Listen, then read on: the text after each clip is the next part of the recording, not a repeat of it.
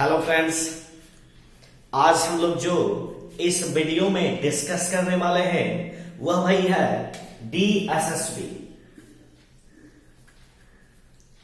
तो भाई इस DSSP में PRT और TGT दो पोस्ट के लिए जो वैकेंसियां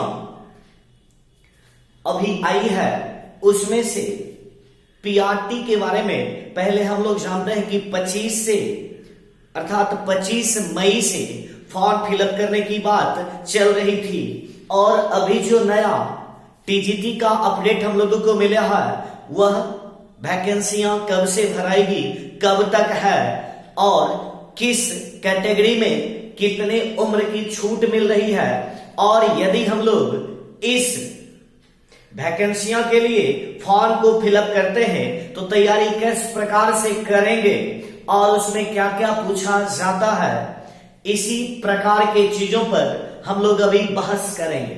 तो भाई देखते हैं कि स्क्रीन पर जो हम लोगों को मिल रहा है उस पर बहस करते हैं। चलिए भाई, तो सबसे पहले हम लोग DSSP के एज की बात करें तो एज में जो वहां पर फॉर्म भरने का जो बात कही गई है उसमें से देख रहे हैं कि चाहे वह PRT हो या फिर TGT हो या फिर भाई TGT हो, दोनों के लिए जनरल वालों को 30 वर्ष, कितना किया गया भाई 30 वर्ष। यदि आप SC/ST हैं, यदि SC/ST हैं तो आपको 5 वर्ष की छूट मिली है, ठीक है।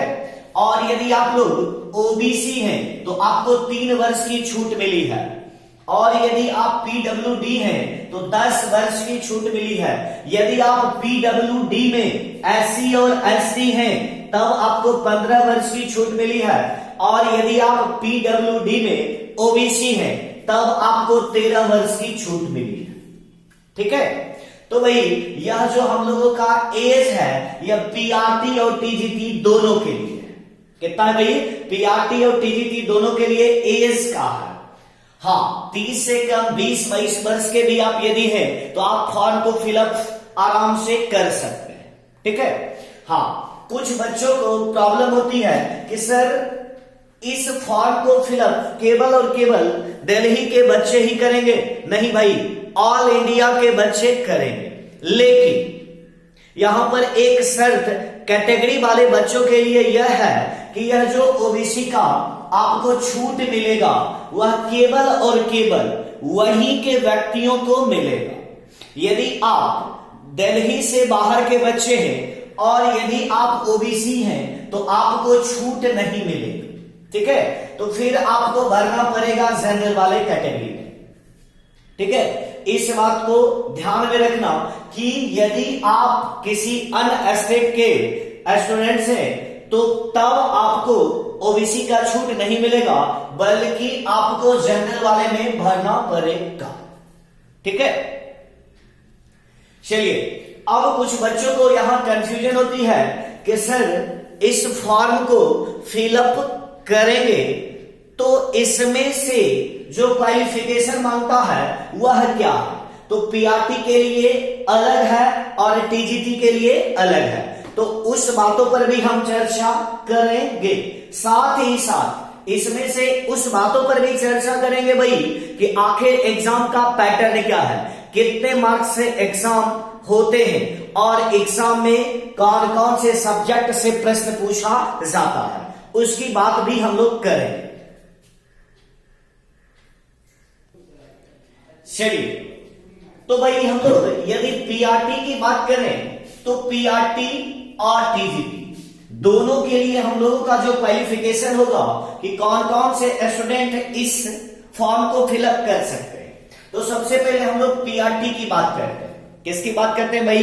PRT की बात करते हैं। तो यह जो PRT का पोस्ट है, PRT का पोस्ट है, इसमें लगभग 6336 वैकेंसियां आई है।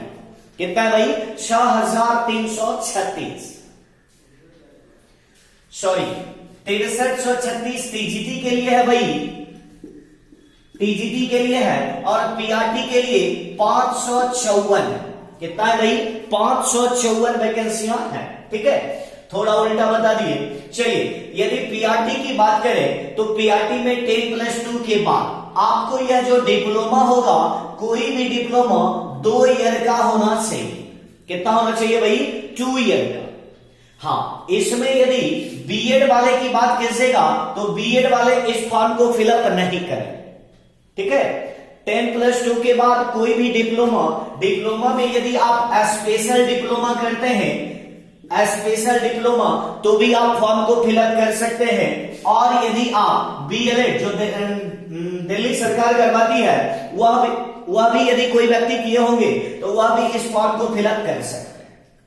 ठीक है, इतना ही नहीं, यदि आप यह सारे कोर्स किए हुए हैं, साथ साथ आपको सीटीईटी क्वालिफाई करना होगा।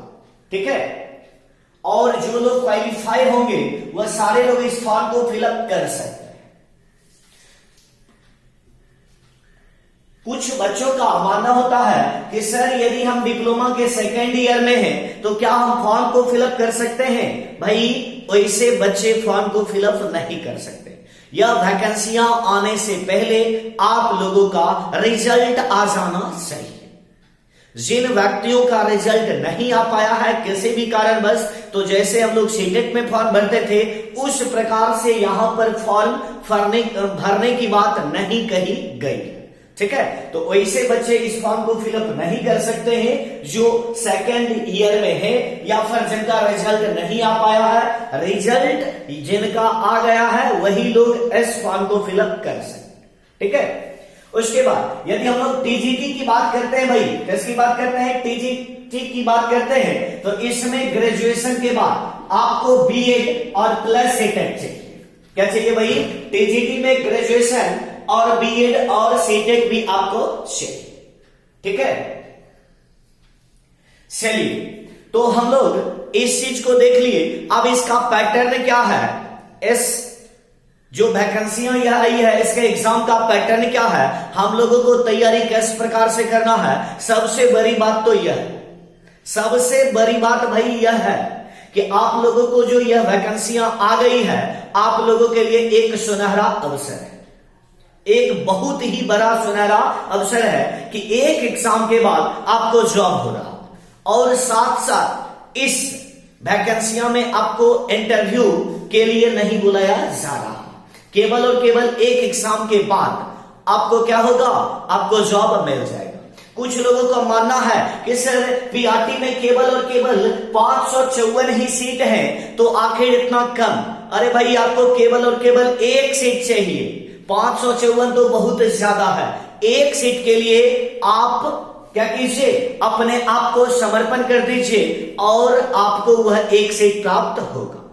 ठीक है, तो चलते हैं भाई अगले मुद्दे की ओर और देखते हैं कि इसका एग्जाम पैटर्न क्या है, क्या पूछे जाते हैं और किस प्रकार से हम लोगों को तैयारी करना है। चलिए भाई, तो हम लोग यदि एग्जाम की बात करें तो यह एग्जाम जो होगा भाई वह 2 पार्ट में होंगे। कितने पार्ट में हो भाई? 2 पार्ट में। और जो पहला पार्ट होगा, पहला पेपर होगा, उसमें से 100 नंबर के प्रश्न पूछे जाएंगे और पार्ट 2 में भी 100 नंबर के प्रश्न पूछे जाएंगे। पीआरटी, टीजीटी या फिर पीजीटी के लिए भी आप अप्लाई कर रहे हैं तो उसमें भी आपको इसी प्रकार से प्रश्न पूछे जाएंगे। ठीक है, तो यदि हम लोग पार्ट 1 और पार्ट 2 की बात करें तो पार्ट 1 में जो 100 नंबर का प्रश्न होगा उसमें से 5 सब्जेक्ट रहेंगे। तो यह जो पार्ट 1 या पेपर 1 आप कह सकते हैं, तो यह पार्ट 1 जो होता है वह पीआरटी, टीजीटी या फिर पीजीटी के लिए कॉमन पार्ट होते हैं। अर्थात यह जो 5 सब्जेक्ट होता है पार्ट 1 का, वह लगभग समान होते हैं, सारे में एक जैसा ही होता है। जैसे हम लोग देख रहे हैं कि पार्ट 1 जो 100 नंबर का होगा उसमें से हिंदी, इंग्लिश, मैथ, रीजनिंग और जीके, प्रत्येक से आपको 20-20 नंबर के प्रश्न पूछे जाएंगे। कितने नंबर के भाई? 20-20। उसी प्रकार से हम लोग टीजीटी में भी देख रहे हैं 20-20 नंबर के प्रश्न 5 सब्जेक्ट से आप लोगों को पूछा जाएगा। ठीक है, पार्ट 1 पीआरटी हो या फिर टीजीटी हो, दोनों में से या जो 20-20 नंबर का 5-5 सब्जेक्ट का प्रश्न है वह कॉमन है। तो इसकी तैयारी के लिए आप लोग क्या कर सकते हैं, प्रीवियस ईयर का पीआरटी, टीजीटी या फिर पीजीटी के पार्ट 1 के सारे प्रश्नों को आप बना सकेंगे।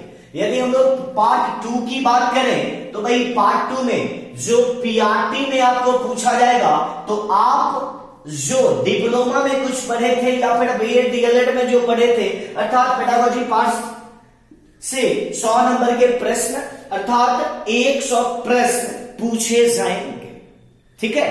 और यदि हम लोग टीजीटी की बात करें भाई, तो यह जो पार्ट 2 होगा और पार्ट 2 में 100 नंबर का जो प्रश्न होगा वह आपके सब्जेक्ट से पूछे जाएंगे। कैसे पूछे जाएंगे भाई, तो वह आपका सब्जेक्ट का प्रश्न होगा, ठीक है। चलिए अब हम लोग यहां बात करें कि भाई प्रत्येक प्रश्न जो होगा वह कितने नंबर का होगा, तो क्या जवाब देंगे भाई, प्रत्येक प्रश्न जो होगा, प्रत्येक प्रश्न 1 नंबर के होंगे। प्रत्येक प्रश्न कितने नंबर के होंगे, 1 नंबर के। सही यदि आप बनाते हैं तो 1 नंबर आपको मिलेगा, और यदि आप इसका उत्तर गलत देते हैं तो आपको 1/4 अर्थात 0.25 माइनस मार्किंग होगा, ठीक है। चलिए यदि हम लोग आगे की बात करें कि सर इसमें से कितने नंबर आने के बाद आपको जॉब हो सकता है, तो भाई 120 से कम की कल्पना भी आप मत करना, 120 से कल्पना भी आप मत करना, क्योंकि 120 नंबर 120 से यदि ज्यादा आता है तभी आपको क्या होगा, जॉब यह मिल सकता है, ठीक है। और यदि यहां पर हम लोग टीजीटी में ग्रेड पे की बात करें तो भाई जो जॉब में नहीं मिल पाता है वह आपको यहां मिल रहा है 4600 का ग्रेड पे आपका टीजीटी मिल रहा है। कितने का भाई, 4600 का ग्रेड पे आपको यहां पर मिलेगा, ठीक है। चलिए और यदि एग्जाम की बात करें कि भाई एग्जाम किस प्रकार से होंगे, तो पीआरटी का एग्जाम तो कंफर्म है कि आपका ऑनलाइन एग्जाम होगा। क्या होगा भाई, पीआरटी का एग्जाम जो होगा वह ऑनलाइन होगा, और टीजीटी के बारे में अभी कंफर्म नहीं किया गया है कि ऑफलाइन होगा या फिर ऑनलाइन होगा, ठीक है। लेकिन पीआरटी का जो एग्जाम होगा वह ऑनलाइन होगा। तो भाई आप लोगों के लिए एक सुनहरा अवसर है, बहुत ही बेहतरीन मौका है कि सारे लोग जो लोग भी सेटेट क्वालिफाई कर चुके हैं और जिनका डिप्लोमा या फिर जो बीएड या फिर डीएलएड की डिग्री हासिल हो चुकी है, रिजल्ट निकल चुका है, और जो लोग सेटेट पास हैं वह सारे लोग इस फॉर्म को फिलअप कर सकते हैं। और तैयारी यह नहीं कि कुछ लोग तो फॉर्म फिलअप कर देते हैं कि चलो देख लेंगे, इस तरह से आप लोगों की तैयारी नहीं होगी। तैयारी करने के लिए आपको पूरी तरह से उसमें समर्पण करना पड़ेगा, ठीक है।